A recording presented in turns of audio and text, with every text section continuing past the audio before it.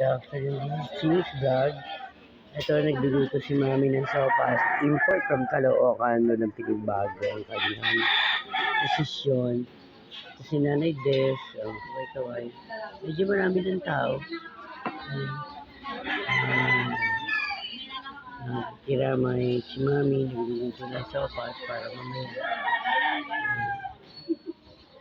Ito si Nanay. Nay, malungkot ka ba, Nay? Nay! Nay! Umaway ka naman. Huwag ka malungkot. Ayan. Kailangan niya ng Gcash para sumaya. Pag kinausap mo yun, sabihin masakit ang kanyang anong masakit, Nay? Masakit ang aking katawan. Wala akong gamot. Achichu. Mamaya sasaya na yan. That's all for now. Happy lang sila. Last lamay na ngayon. Nakikiramay po kami kay Kapitan. Ayun po si Kapo. Asawa ni